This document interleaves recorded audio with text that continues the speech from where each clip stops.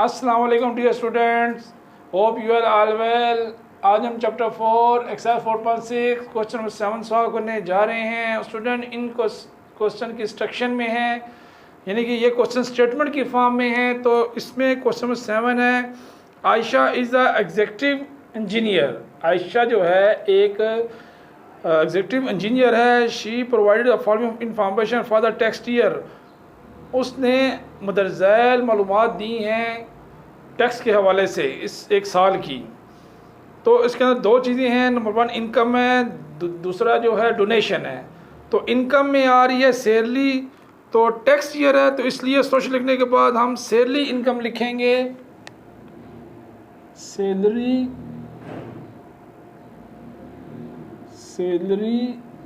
Income, जैसे data दिया हुआ है वैसे ही आपने इसको उतार लेना है। सैलरी इनकम जो है वो RS में है, यानी कि रुपीज़ में है, तो आप RS साथ लगा दीजिएगा, जो कि है 8400, यानी कि 8,40,000। ठीक है, 4 सिफर आ जाएंगे तो 8,40,000 इनकी जो है सैलरी इनकम है। अब दूसरा है इनकम अदर सोर्सेज।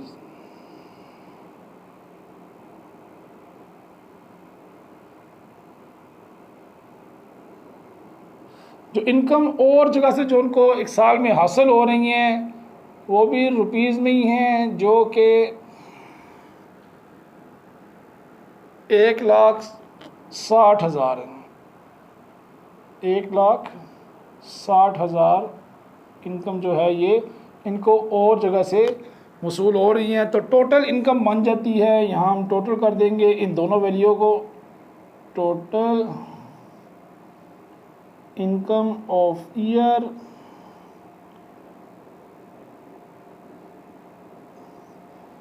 तो टोटल इनकम ऑफ ईयर इनको हम प्लस करेंगे, तो ज़ीरो के साथ ज़ीरो प्लस करें तो ज़ीरो ही रहता है। इसी तरह ज़ीरो को ज़ीरो के साथ प्लस करें ज़ीरो ही रहता है। ज़ीरो को ज़ीरो के साथ प्लस करें ज़ीरो ही रहेगा। फिर ज़ीरो को ज़ीरो के साथ प्लस करें ज़ीरो ही रहेगा।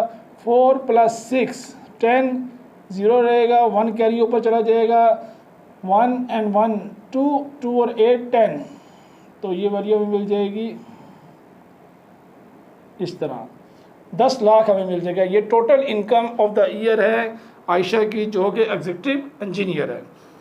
इसी तरह अब डोनेशन नेक्स्ट में आ जाएगा।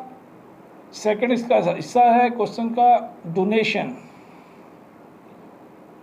जो कि ये आयशा साल में डोनेशन दे रही है।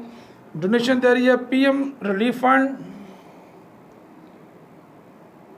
PM फंड में आयशा जो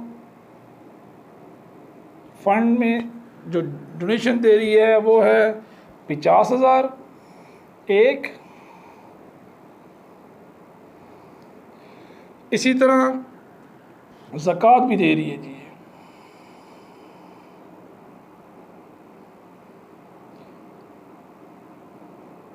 जो ज़कात दे रही है वो है 42,000।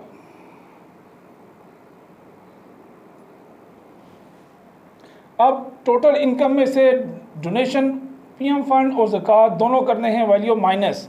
तो हम ऐसा कर लेते हैं, पहले ये दो वैल्यू प्लस करके इसमें से ये वैल्यू माइनस कर देते हैं। तो 50,000 + 42,000 इनको पहले प्लस कर लेंगे, तो 9 ये प्लस हो चुका है। इसी तरह टोटल इनकम हमारे पास 10 लाख है, तो 10 लाख में से ये वैल्यू हम कर लेंगे माइनस 6 और यहाँ पे आ जाएगा। ये वैल्यू हमने माइनस कर देनी है ताकि हमें रिमेनिंग इनकम पता चल जाए कितनी है। तो हम माइनस कर रहे हैं, यहाँ पे हमने प्लस किया था, ये माइनस कर रहे हैं, तो ज़ीरो में से ज़ीरो ही रहेगा। ज़ीरो में से ज़ीरो, ज़ीरो में से ज़ीरो, यहाँ पे ज़ीरो में से 2 नहीं निकल सकता, तो 1 कैरी लिया, तो ये 10 में से 2 निकलेंगे तो 8 आ जाएगा। इसी तरह यहाँ 9 था, 9 में से 9 निकलेंगे तो 0, और यहाँ पे 9 बचा था, 9 रहेगा। ये वैल्यू आ जाएगी, वैल्यू हमारे पास आएगी 908000। यानी कि 9 लाख और 8,000 हमारे पास जो वैल्यू आएगी वो वैल्यू होगी रिमेनिंग इनकम।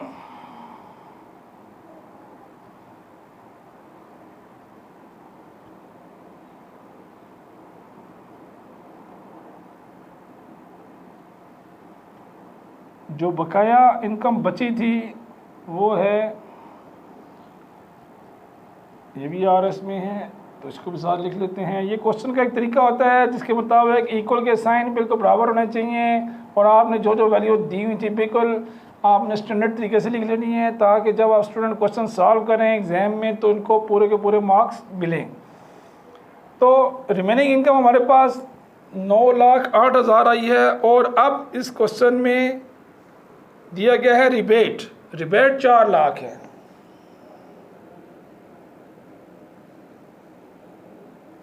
रिबेट है 4 लाख। 4 लाख रिबेट है हमारे पास। तो रिबेट की जो वैल्यू होती है आप जानते हैं, रिबेट उस वैल्यू को कहते हैं जो कि हमें टोटल जो हमारी इनकम थी उसके ऊपर हमें छूट दे दी जाती है, उसको हम कहते हैं रिबेट। तो रिबेट हमें टोटल वैल्यू में से माइनस करना होता है इसे टैक्सेबल इनकम, यानी कि हमने जब रिबेट की वैल्यू टोटल वैल्यू में से जब हम माइनस करेंगे तो हमें वैल्यू मिलेगी टैक्सेबल इनकम।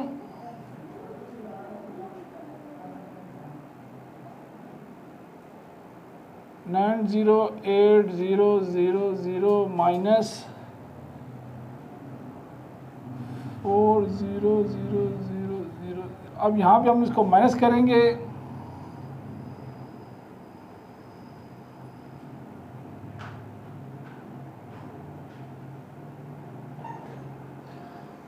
तो 9,800 था, इसमें से माइनस करेंगे 4 लाख।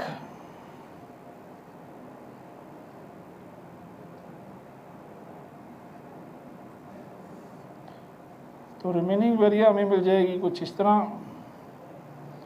5,08,000। तो RS 508,000। तो यहाँ हमें वैल्यू मिल चुकी है टैक्सेबल इनकम, यानी कि वो इनकम जिसके ऊपर हमने अब टैक्स की रेशो या परसेंटेज निकालेंगे वो है 5,08,000। तो अब ये हमने जो प्लस या माइनस किया था इसको हम यहाँ से रब ऑफ कर देंगे और क्वेश्चन में दिया गया है कैलकुलेट इनकम टैक्स 8%। तो लिखेंगे जी income tax 8% is equal to RS 508,000 multiply 8 आ जाएगा और परसेंटेज ख़त्म करते हैं तो नीचे 100 आ जाता है। तो ये 2020 से कैंसिल हो जाएंगे। हमारे पास रिमेनिंग वैल्यू मिली है 5,080 मल्टीप्लाई 8। तो यहाँ हम लिख देंगे अमाउंट ऑफ टैक्स जो कि आयशा ने एक साल में का जो है अदा करना है। अमाउंट ऑफ टैक्स 5,080 को हम मल्टीप्लाई करेंगे 8 के साथ।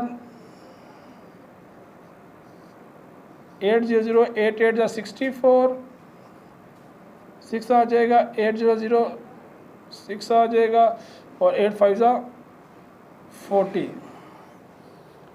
तो यहाँ पे हमें जो 5,080 को हमने मल्टीप्लाई करा 8 के साथ हमें वैल्यू मिल रही है 40,640।